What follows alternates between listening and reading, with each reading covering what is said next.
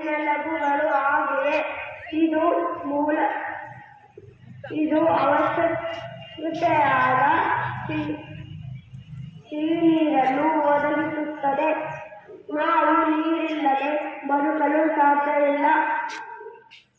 ಇದರ ಬಗ್ಗೆ ನನ್ನೆಲ್ಲ ಸ್ನೇಹಿತರು ಕರ್ನಾಟಕದಲ್ಲಿ ಹರಿಯುವ ನದಿಗಳ ಬಗ್ಗೆ ತಿಳಿಸಲು ಬಂದಿದ್ದಾರೆ. ಎಲ್ಲರಿಗೂ ಶುಭೋದಯ. ನನ್ನ ಹೆಸರು ನಿರ್ಮಲ.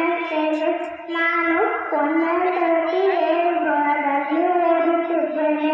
ಮಲಪ್ರಭಾ ನದಿಯ ಉಗಮಸ್ಥಾನ ಬೆಳಗಾವಿ ಜಿಲ್ಲೆಯ ಕಣಕುಂದಿ.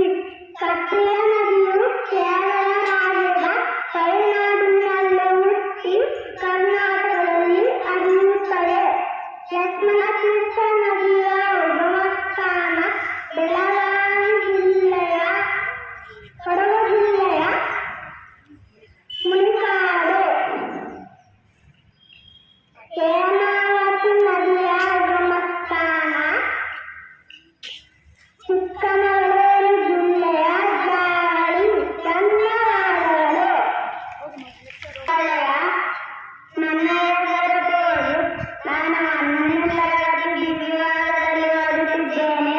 ಕೃಷ್ಣಾ ನದಿಯು ಮಹಾರಾಷ್ಟ್ರ ರಾಜ್ಯದ ಮಹಾಬಲೇಶ್ವರದಲ್ಲಿ ಹುಟ್ಟಿ ಕರ್ನಾಟಕದಲ್ಲಿ ಹರಿಯುತ್ತದೆ.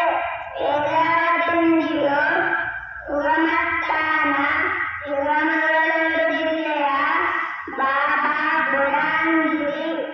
ಕಾಳಿ ನದಿಯ ಉಗಮಸ್ಥಾನ ಉತ್ತರ ಕನ್ನಡ ಜಿಲ್ಲೆಯ ಸೂಪ.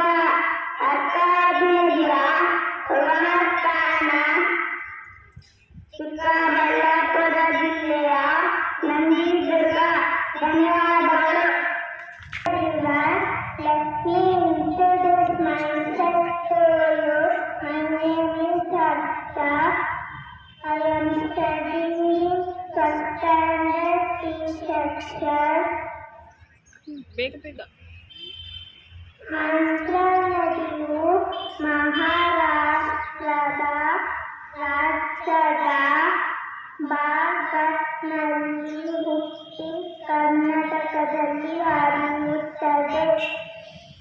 ಅಕ್ಕನಾಥಿನಿ ನದಿಯ ಉಗಮಸ್ಥಾನ ಉತ್ತರ ಕನ್ನಡ ಜಿಲ್ಲೆಯ ಉಕ್ಕರಹೊಂಡ. ಪಾಲನ್ ನದಿಯ ಉಗಮಸ್ಥಾನ ಕೋಲಾರ ಜಿಲ್ಲೆಯ ಗೌತಮ್ ಗುಡ್ಡ. ಕುಮಾರವತಿ ನದಿಯ ಉಗಮಸ್ಥಾನ ಶಿವಮೊಗ್ಗ ಜಿಲ್ಲೆಯ ಹುಂಚ. ಧನ್ಯವಾದಗಳು. ಬೆಳಗಿನ ಶುಭೋದಯ. ನನ್ನ ಹೆಸರು ಭರಣಿ. ನಾನು 1ನೇ ತರಗತಿ ಬಿ ವಿಭಾಗದಲ್ಲಿ ಓದುತ್ತಿದ್ದೇನೆ. ಸೋನು ನದಿಯು ಮಹಾರಾಷ್ಟ್ರ ರಾಜ್ಯದ ಪ್ರದೇಶದಿಂದ ಹುಟ್ಟಿ ಕರ್ನಾಟಕದಲ್ಲಿ ಹರಿಯುತ್ತದೆ.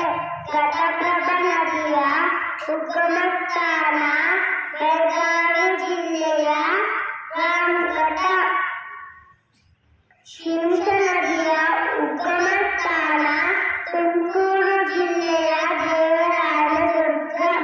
ಶರಾವತಿ ನದಿಯ ಉಗಮಸ್ಥಾನ ಶಿವಮೊಗ್ಗ ಜಿಲ್ಲೆಯ ಅಂಬುತೀರ್ಥ. ಧನ್ಯವಾದಗಳು. ನನ್ನ ಹೆಸರು ಕರಣ್. ನಾನು 1ನೇ ತರಗತಿ ಎ ವಿಭಾಗದಲ್ಲಿ ಓದುತ್ತಿದ್ದೇನೆ. ಕನ್ನಡ ನಾಡಿನ ಜೀವನದಿ. ಈ ನದಿಯ ಕನ್ನಡ ನಾಡಿನ ಜೀವನದಿ ಕಾವೇರಿ. ಈ ನದಿಯ ಉಗಮಸ್ಥಾನ ಕೊಡಗು ಜಿಲ್ಲೆಯ ತಲಕಾವೇರಿ. ತುಂಗಭದ್ರಾ. ಈ ನದಿಯ ಉಗಮಸ್ಥಾನ ಚಿಕ್ಕಮಗಳೂರು ಜಿಲ್ಲೆಯ